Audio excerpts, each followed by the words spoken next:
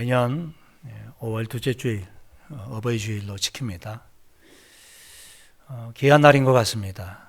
우리 생명의 출발과 그런 대신 우리 하나님의 그 사랑과 은혜를 이 어버이날을 통해서 우리가 다시 한번 곱씹어 볼 수 있는 것 같습니다. 보이지 않는 하나님께서 보이는 우리 부모님을 통해서 우리에게 그분의 사랑을 참 알게 하셨고 깨닫게 하셨습니다. 무엇보다도 가장 큰 그런 선물이 믿음이 아닐까 생각합니다. 어머니로부터 받은 유산, 그것은 참으로 믿음이라고 저는 생각하고요.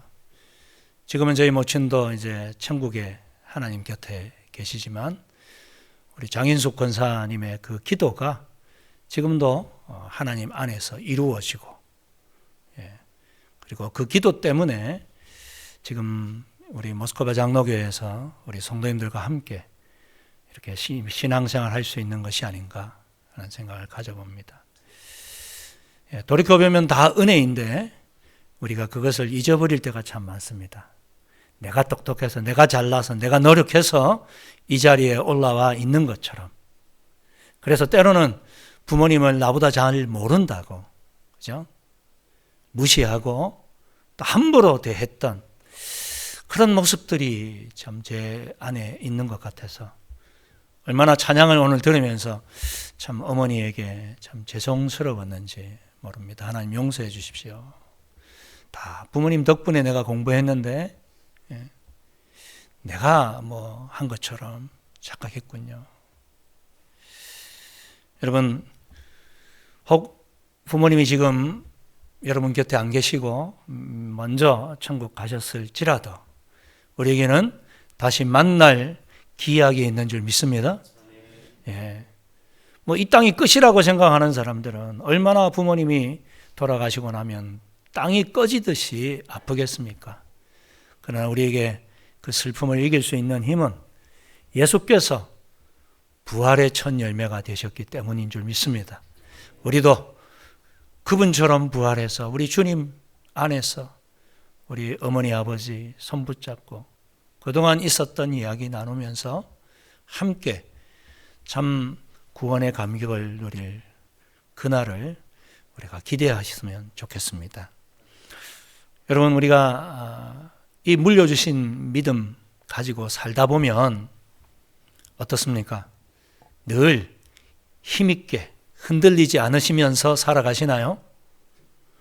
그렇지 않죠. 때로는 신앙이 흔들립니다. 야, 내가 이거 정말 믿는 게 진짠가?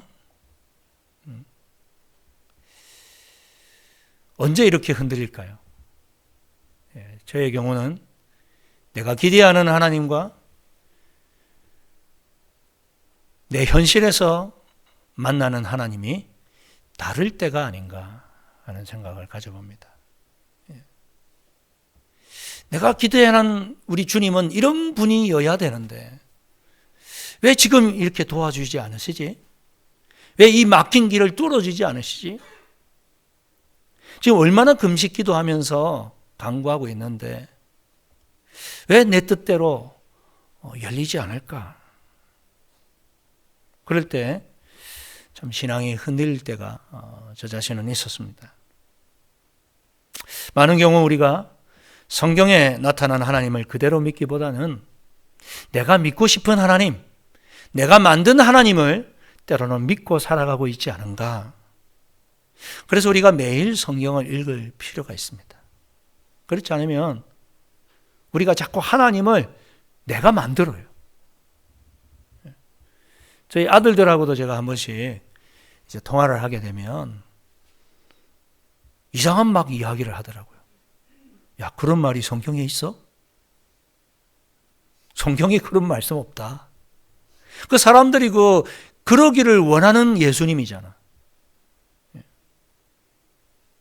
우리가 바라는 예수님 말고 성경이 이야기하는 예수님을 믿어야지. 이것을 우리는 흔히 신앙적 편견이라고 부릅니다. 여러분은 어떻습니까? 신앙의 편견은 없으실까요? 우리는 살아오면서 나도 모르게 편견과 선입관을 가지고 삽니다. 어떤 사람을 만났을 때, 저런 유형의 사람은 이런 단점이 있을 거야. 저런 얼굴을 가진 사람은 아마 성격이 좀 개팍할 거야.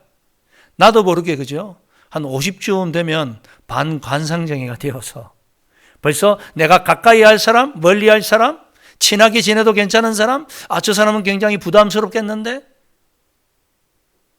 그죠? 우리가 그런 편견과 선입견을 가지고 사람을 대합니다.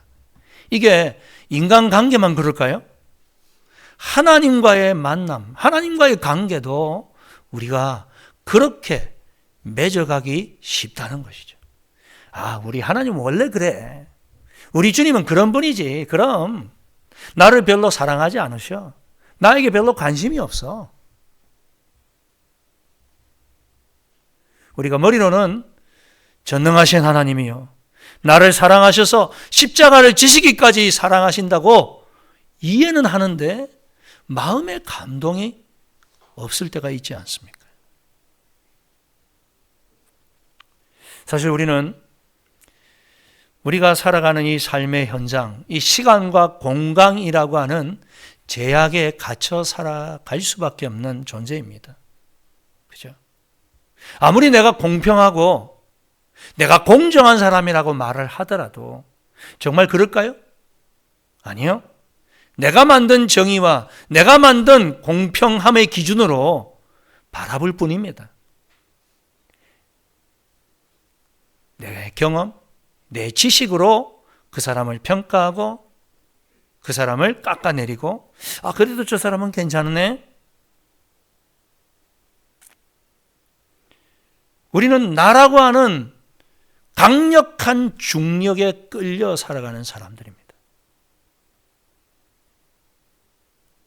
철저하게 나 중심적인 존재가 저와 여러분입니다. 그게 타락한 인간이요, 하나님을 떠난 인간의 실제 모습입니다. 아무리 다른 사람을 배려하고 다른 사람을 먼저 친절을 베풀려고 하더라도 결국은 내 안에 나 중심입니다. 나에게 도움이 되는 사람, 내가 10을 줬으면 저 사람 최소한 10은 줄 수 있겠지, 그런 사람들에게 우리가 선을 베풀지, 내가 10을 줬는데 1도 못 줄 사람에게는 별로 관심을 갖지 않는 것이 우리들의 모습 아닌가요?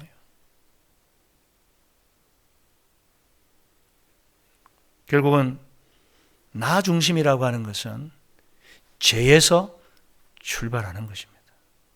우리가 죄인이기 때문에 어쩔 수 없이 자기 중심적인 거죠. 그래서 신앙이라고 하는 것은 무엇입니까? 나 중심에서 벗어나려고 애를 쓰는 게 신앙입니다. 그죠? 나 중심에서 하나님 중심으로, 나 중심에서 예수님 중심으로. 그래서 올해 우리가 표어도 예수 더 닮아가는 교회. 예수님이라면 어떻게 하실까? 예수님이라면 이 문제를 어떻게 해결하셨고 어떻게 어떠한 관점으로 풀어나가셨을까?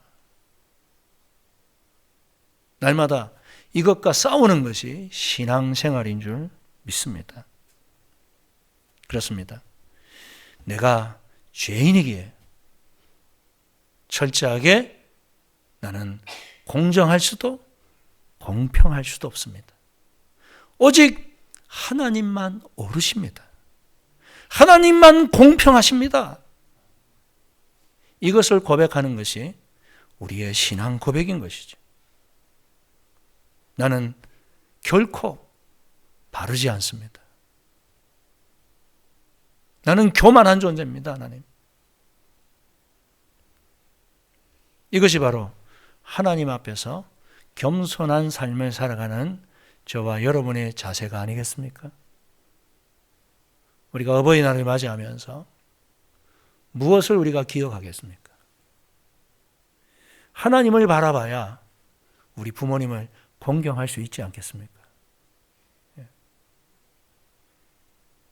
너희가 보이는 부모님도 사랑하지 않으면서 어떻게 보이지 않는 하나님을 사랑할 수 있냐? 보이는 이웃을 사랑하지 못하면서 어떻게 보이지 않는 예수님을 너희가 사랑하고 그를 위해 죽을 수 있다고 말할 수 있냐?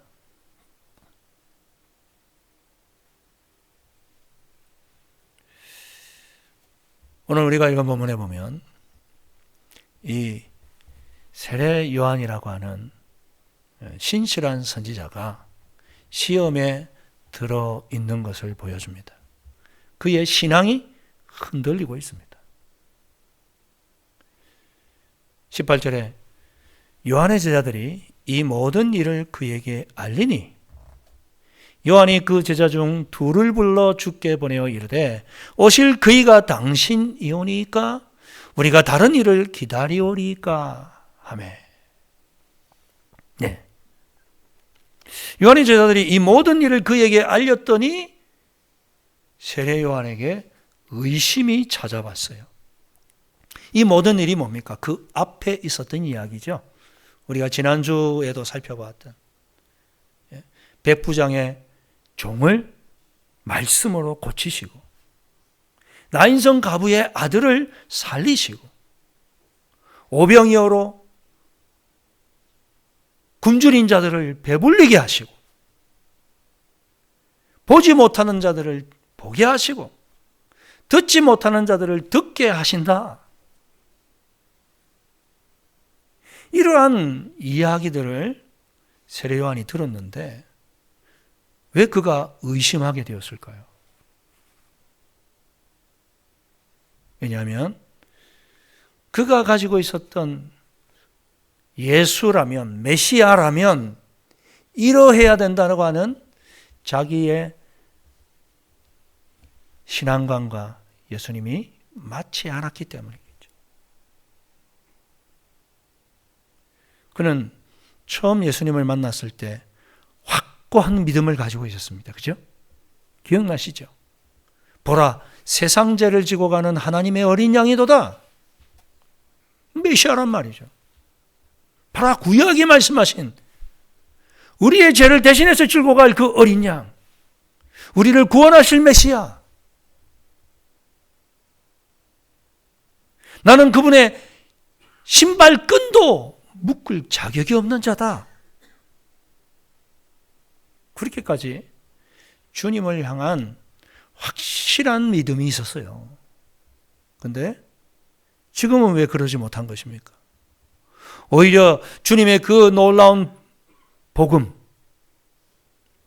바리새인과 서기관들과는 다른 하나님의 말씀을 선포하는 그 권위 있는 말씀을 그가 전해 들었을 것이고 그분의 능력으로 수많은 병자가 고침을 받고 심지어 죽은 자도 살리는 그 미라클의 은혜를 보고받았으면 더 확고해져야죠. 믿음이. 그죠?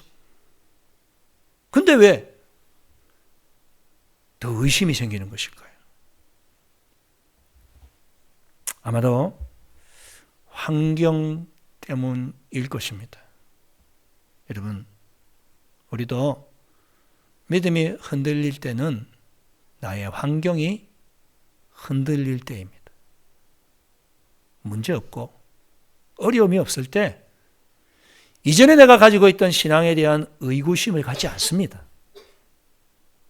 그런데 처음 주님을 만났을 때 세례 요한은 어땠습니까?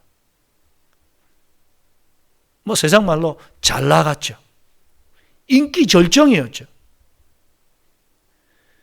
바리새인 서기관들 외에 모든 유대인들이 요단강으로 찾아왔습니다. 그렇죠? 그리고 그에게 죄를 회개하며 세례를 받았습니다. 수많은 사람들이 그를 칭송했습니다. 그의 메시지에 가슴을 치며 자복했습니다. 그가 얼마나 뿌듯했겠습니까? 사실 하나님께 쓰임받을 때의 그 기쁨은 말로 형용할 수 없죠. 그죠? 내가 찬양 인도를 하는데 우리 성도님들이 그 찬양에 같이 부르면서 감동을 받을 때 찬양 인도자에게 기쁨이 있습니다. 설교자도 마찬가지죠.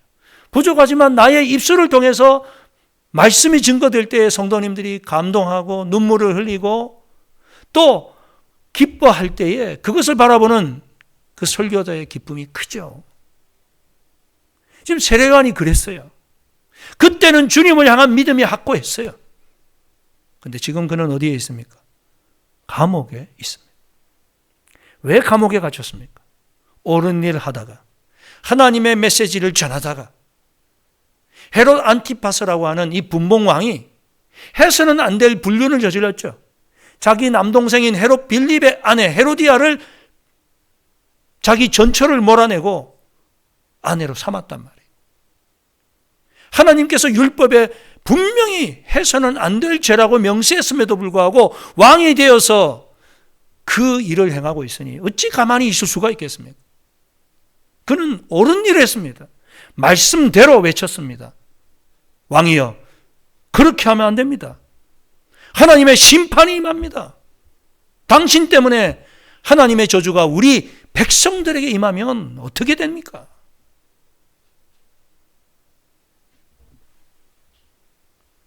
해야 할 말을 아무도 못할 때 용기 있게 나서서 했습니다. 여러분 그런 경험 있으신가요? 아무도 저 권력자에게, 내 인사권을 쥐고 있는 상사에게 직언을 못할 때 혹시 과감하게 한번 직언해 보신 적이 있으신가요? 근데 직언하고 나서 돌았을 때 후회되시죠? 괜한 말을 했네. 저도 그럴 때가 있더라고요.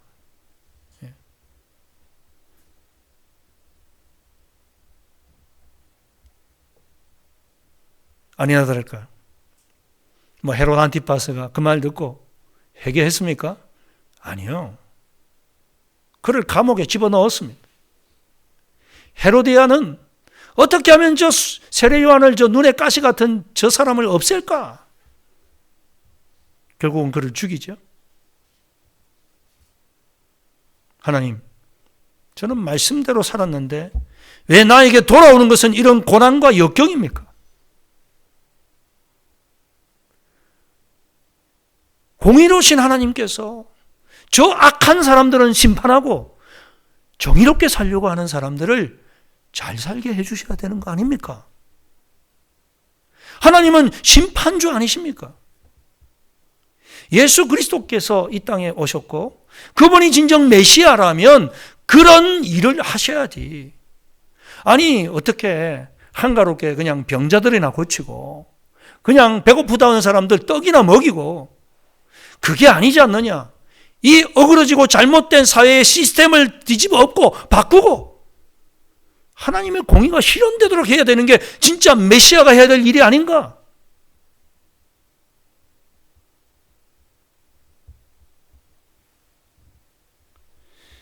심판의 메시아를 그는 감옥에 있으면서 억울했기 때문에 기대했는데, 제자들이 들려주는 그 예수님에 대한 소식은 전혀 그분의 기대와 관계없이 주님은 병자를 고치고 배고픈 자들에게 먹이고,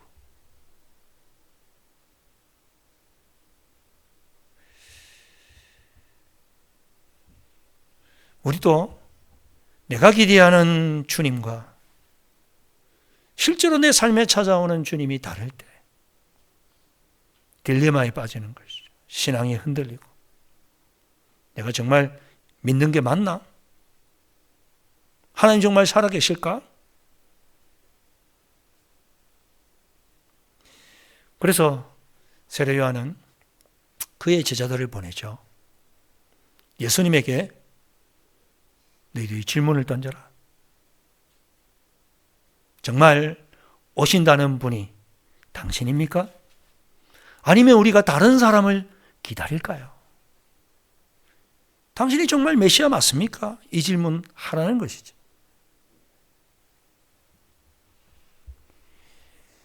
이제 세례 요한의 제자들이 주님 앞에 찾아왔습니다. 그때 마침 21절에 보니까 그때 예수께서 질병과 고통과 및 악기 들린 자들을 많이 고치시며 또 많은 맹인을 보게 하신지라. 아니다 보니까 그때에도 주님은 여전히 불쌍하고 힘들게 살아가는 사람들을 외면하지 않으시고 계십니다. 그리고 질문을 들은 예수님께서 22절에 어떻게 대답하십니까?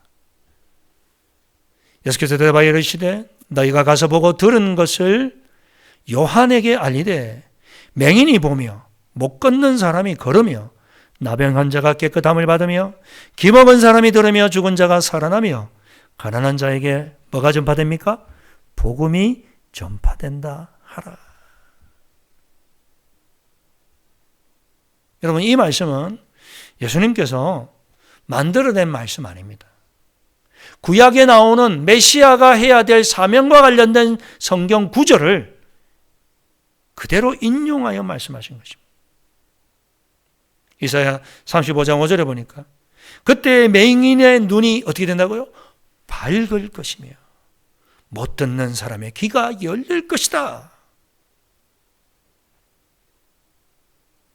그리고 이사야 61장 1절에 보면 주 여호와의 영이 내게 내리셨으니 이는 여호와께서 내게 기름을 부으사 가난한 자에게 아름다운 소식, 복음이잖아요.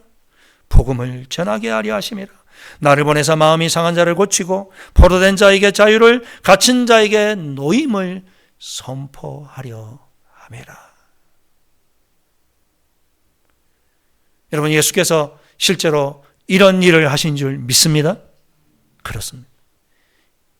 우리는 때때로 이 잘못된 세상, 하나님이 살아계시다면 뒤집어 엎으셔야죠. 잘못된 사회 시스템을 바꾸셔야죠. 정치를 바꾸고 경제, 사회, 문화, 종교, 교육, 의료, 모든 잘못된 그것들을 다 뜯어 고치셔야 되지 않습니까?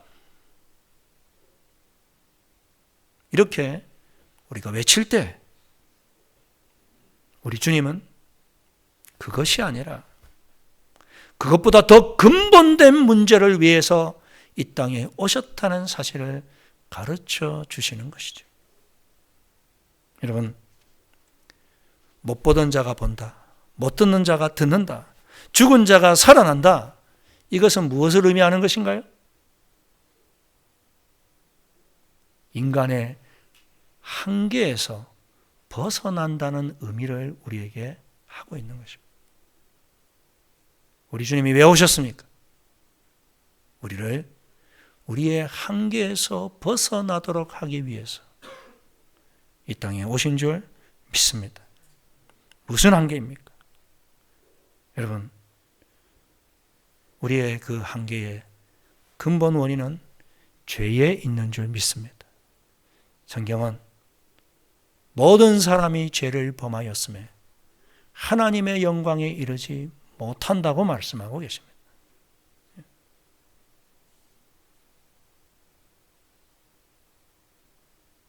모든 이 사회의 문제는 결국은 내 죄 때문입니다.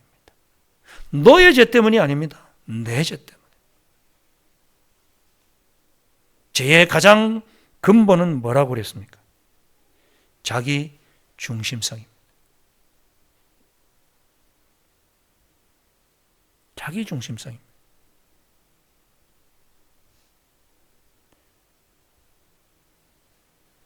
우리가 예수를 참으로 만나게 되면 찾아오는 변화가 뭔가요? 나 중심에서 벗어나는 것입니다. 경험해 보셨죠? 그죠? 예수를 만나기 전에는 모든 것이 나 중심이에요. 내게 필요한 것밖에 없어요. 지금 받는 이 월급을 가지고 나를 위해 쓰기도 부족해. 그래서 빚도 내고, 그죠? 근데 예수를 만나고 나면 나 중심에서 벗어납니다. 다른 사람이 눈에 들어옵니다. 저 사람의 부족함을 내가 좀 도와주고 싶은 생각이 드는 거예요. 교회에 나오기는 하지만, 그러나 여전히 나 중심이라면 아직 예수를 만나지 못한 분입니다.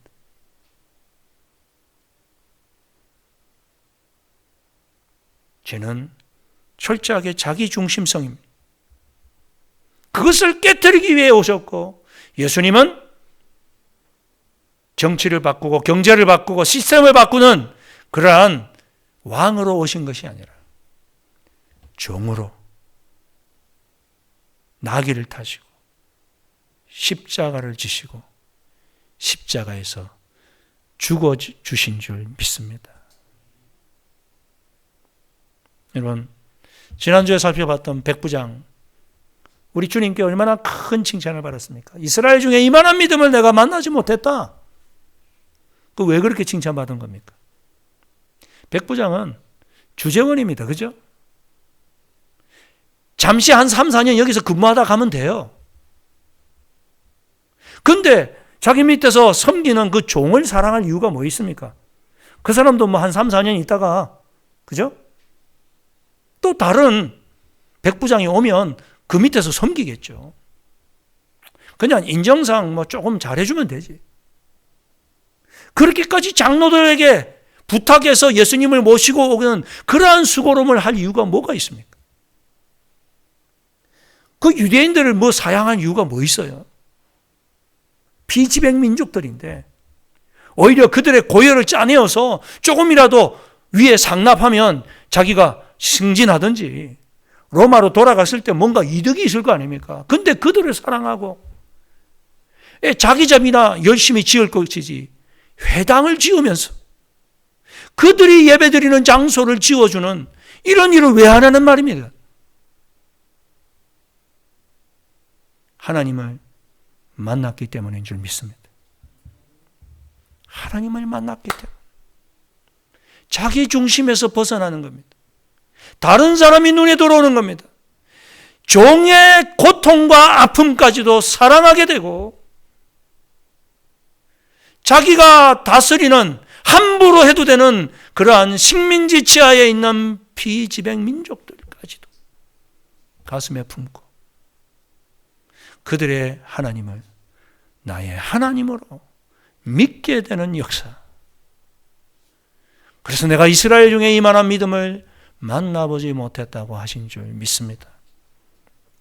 오늘 어버이 주를 맞이하면서 우리가 육신의 부모님에게도 잘 해야 되겠지만 그러나 우리의 진정한 아버지, 우리 생명의 근원이요 출발 되신 하나님께 잘할 수 있기를 축원합니다. 하나님 잘하면 부모님께도 잘하게 돼요. 왜냐하면 자기 중심성에서 벗어나기 때문에.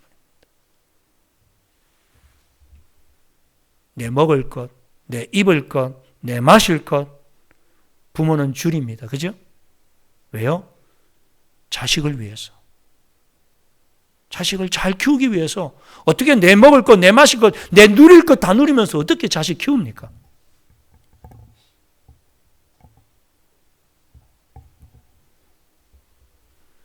근데 우리가 그렇게 자식을 키우면서 누구의 사랑을 경험합니까?